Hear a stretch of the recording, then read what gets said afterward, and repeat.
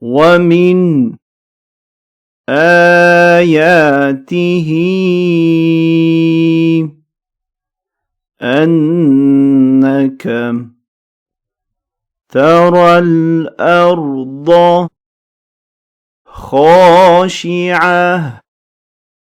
خاشعة فإذا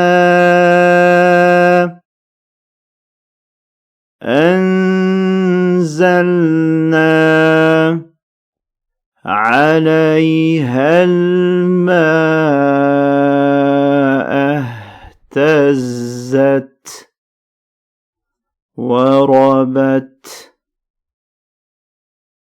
إن الذي أحياها لمحيي الموتى. Znači, na kraju, pošto stavimo ovdje, imamo znak za stajanje, nećemo stajati sa dužinom meuta, nego stavimo sa običnom dužinom. Meuta. Innahu ala kulli shay'in qadir.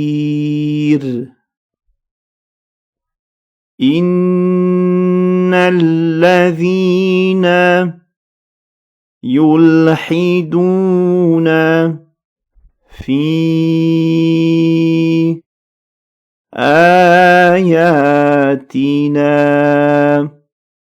لا يخفون علينا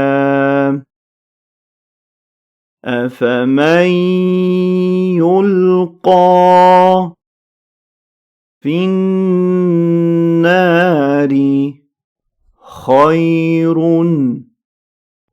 أم من يأتي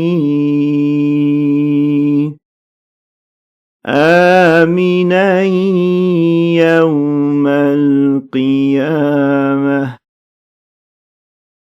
اعملوا ما شئتم إنه بما تعملون بصير. إن الذين كفروا بالذكر لما جاءهم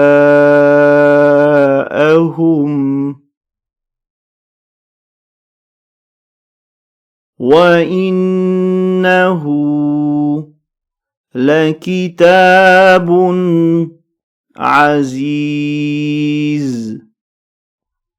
لا يأتيه الباطل من بين يديه ولا من خلفه تنزيل من حكيم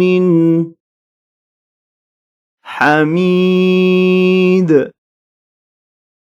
ما يقال لك إلا ما قد قيل للرسل من قبلك إن ربك لذو مغفرة وذو عقاب أليم.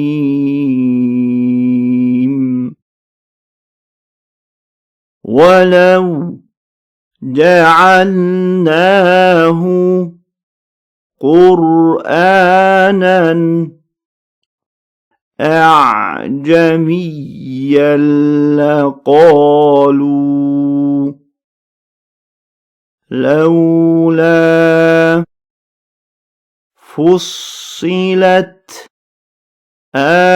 آياته أعجمي. Ovdje imamo jedno jedinstveno pravilo po našem rivajetu, a to se pravilo zove teshil ili olakšanje drugog hemzeta. Umjesto ovog elifa sa ovim krugom kojeg sam obojio žutom bojom, u osnovi dolazi hemze i tu imamo olakšanje ovog drugog hemzeta. Znači u osnovi bilo a džemiju, što je vrlo teško izgovoriti, tako da dolazi do olakšanja ovog drugog hemzeta koji se ne vidi ovdje, nego umjesto njega stoji ovaj elif sa tačkom, a izgovorit ćemo ga džemi, džemi,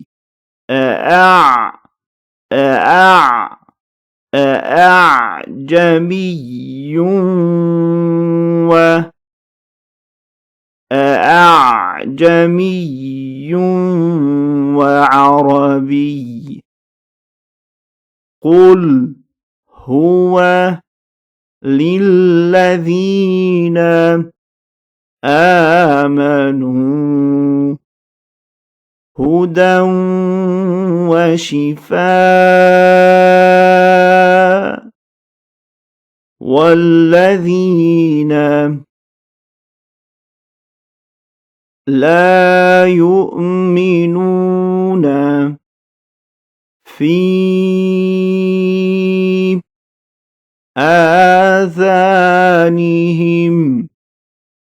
وقر وهو عليهم عمى أولئك ينادون